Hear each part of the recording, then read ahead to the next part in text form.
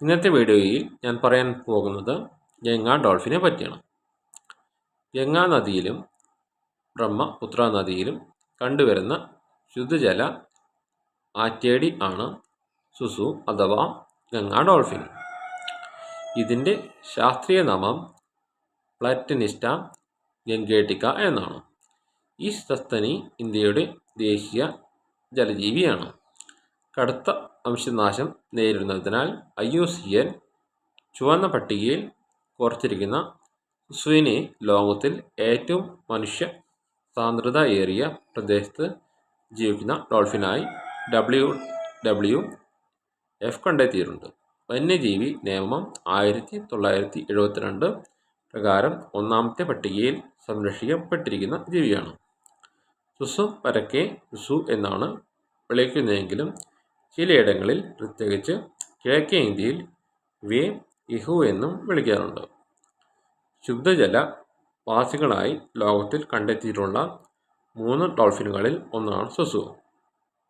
ചൈനയിലെ യാങ്സി നദിയിൽ ഉള്ള ഒരു വംശം ആമസോണിൽ കാണപ്പെടുന്ന ശുദ്ധജല ഡോൾഫിൻ, ഗംഗയിലെ ഡോൾഫിൻ എന്നിവയാണ് അവ. യാങ്സി ഡോൾഫിനുകൾ അത്യന്തം അപകടകരമായ വിധത്തിൽ എണ്ണക്കുറവ് നേരിടുന്നു. യാങ്സി ഡോൾഫിനുകൾ ഇന്ന് മനുഷ്യർ സൃഷ്ടിച്ചിട്ടുള്ള സംരക്ഷിത പ്രദേശത്താണ് നിലനിൽക്കുന്നത്. അസം സംസ്ഥാനത്തിൻ്റെയും ദേശീയ ജലജീവി സുസുവാണ്. സുസുവിൻ്റെ സഹോദര ജാതി ശുദ്ധജല ഡോൾഫിനുകൾ സിന്ധു നദി പ്രദേശത്തുണ്ട്. സുസുവിൻ്റെ വായയുടെ ഭാഗം മെലിഞ്ഞ് നീണ്ടിരിക്കുന്നത് പ്രത്യേകം അടുത്തറിയാൻ കഴിയും. ബലമേറിയ വലിയ ചിറകുകൾ ആണ് ഉണ്ടാവുക. ഉദരഭാഗം വട്ടത്തിലായിരിക്കും. കണ്ണിൽ മറ്റ് ജീവികളെ പോലെ കവചം ഉണ്ടാകാറില്ല. ഇക്കാരണം കൊണ്ട് ഇവയെ അന്ധ ഡോൾഫിൻ എന്ന് വിളിക്കാറുണ്ടെങ്കിലും വെളിച്ചം തിരിച്ചറിയാനുള്ള കാഴ്ചയുണ്ടെന്നാണ് വസ്തുത. കടുത്ത ചെളി നിറഞ്ഞ നദിയിലെ ജലത്തിൽ കണ്ണുകൊണ്ട് കാര്യമായ ഉപയോഗവുമില്ല. ഇരയെ കണ്ടെത്താനായി പുറപ്പെടുവിച്ച് അതിൻ്റെ പ്രതിധ്വനി ശ്രദ്ധിച്ച് മനസ്സിലാക്കാനുള്ള സങ്കീർണമായ സംവിധാനം ഈ ജീവികളിൽ വികസിച്ചിട്ടുണ്ട്. ചിറകുകൾ നിലത്ത് കുത്തിവശങ്ങളിലേക്ക് സഞ്ചരിക്കുന്ന സ്വഭാവമുണ്ട് ഈ ഡോൾഫിനുകൾക്ക്. സാധാരണ ഭക്ഷണം കണ്ടെത്താൻ സുസു ഇത്തരത്തിൽ വശങ്ങളിലേക്ക് നീങ്ങുന്നതും പെൺജീവികൾക്ക് ആൺജീവികളെക്കാളും എളുപ്പമുണ്ടാകും. ആൺജീവികൾക്ക് ഏകദേശം 2.2 മീറ്റർ നീളമുണ്ടാകുമ്പോൾ പെൺജീവികൾക്ക് 2.4 മീറ്റർ നീളം വരെ ഉണ്ടാകും. പൂർണ്ണ വളർച്ചയെത്തിയ ജീവികൾക്ക് ചാരനിറമാണ് ഉണ്ടാവുക. കുട്ടികൾക്ക് കൂടുതൽ ഇരുണ്ട നിറമായിരിക്കും. ജനുവരി മുതൽ മെയ് വരെയുള്ള മാസങ്ങളിലാണ് ഇവർ കുട്ടികൾ ഉണ്ടാകുക. 9-10 മാസമാണ് ഇവയുടെ ഗർഭകാലം. അന്തരീക്ഷ വായു ശ്വസിക്കുന്ന ഈ ജീവിയുടെ ശ്വാസോച്ഛ്വാസത്തിനുള്ള ദ്വാരം തലയ്ക്ക് മുകളിലായി നിലകൊള്ളുന്നു. 2 മുതൽ 3 മിനിറ്റിനുള്ളിൽ ജലോപരിതലത്തിൽ പൊന്തി വന്ന് ശ്വാസമെടുക്കും. അപ്പോഴുണ്ടാകുന്ന ശബ്ദത്തിൽ നിന്നാണ് സുസു എന്ന പേരുണ്ടായത്. ദേശാടന സ്വഭാവമുണ്ടെന്ന് പറയപ്പെടുന്നുണ്ടെങ്കിലും കാര്യമായ അറിവൊന്നുമില്ല. എന്നിരുന്നാലും ജലനിരപ്പ് ഉയരുമ്പോൾ ഒഴുക്കിന് എതിരായും ജലനിരപ്പ് താഴുമ്പോൾ താഴേക്കും സഞ്ചരിക്കുന്നതായി നിരീക്ഷിച്ചിട്ടുണ്ട്.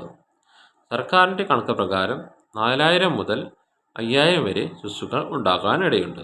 ഗംഗയിലും ബ്രഹ്മപുത്രയിലും ആയി ഗംഗാ ഡോൾഫിനുകൾ 2000-ൽ താഴെ എണ്ണം മാത്രമേ അവശേഷിക്കുന്നതാണ് WWFൻ്റെ കണക്ക്. എന്നാൽ ഇതും വളരെ കൂടുതലാണെന്നും 200 എണ്ണം മാത്രമേ ഉണ്ടാവാനിടയുള്ളൂവെന്നും വാദിക്കുന്നവരുമുണ്ട്. നദികളിലെ ഭക്ഷ്യ ശൃംഖലയിൽ ഏറ്റവും മുകളിലുള്ള ജീവിയാണ് സുസു. അതുകൊണ്ട് സുസുവിൻ്റെ അതിജീവനത്തിന് ശുദ്ധമായ ആവാസ വ്യവസ്ഥ ആവശ്യമാണ്. മറ്റ് ജീവജാലങ്ങളിൽ ഉണ്ടാകുന്ന ഏതൊരു മാറ്റവും സുസുവിനെ ദോഷകരമായി ബാധിക്കുന്നതാണ്. സുസുവിൻ്റെ സംരക്ഷണം ഉറപ്പാക്കപ്പെട്ടാൽ നദിയുടെയും മറ്റ് നദീജീവികളുടെയും സംരക്ഷണം ഉറപ്പാക്കപ്പെടുന്നു. അതുകൊണ്ട് പലപ്പോഴും സുസുവിനെ കടുവയുമായി താരതമ്യപ്പെടുത്താറുണ്ട്. സുസുവിനെ ദേശീയ ജലജീവിയായി പ്രഖ്യാപിക്കുന്നതിൻ്റെ ഭാഗമായി നടന്ന ആശയവിനിമയത്തിൽ ഈ ജീവി ഗംഗയിൽ പണ്ടത്തേതുപോലെ തിരിച്ചെത്തിയാൽ അത് ഗംഗ ശുദ്ധമായതിൻ്റെ തെളിവാകും എന്ന് ഇന്ത്യയുടെ പരിസ്ഥിതി വനം മന്ത്രി പറഞ്ഞിട്ടുണ്ട്.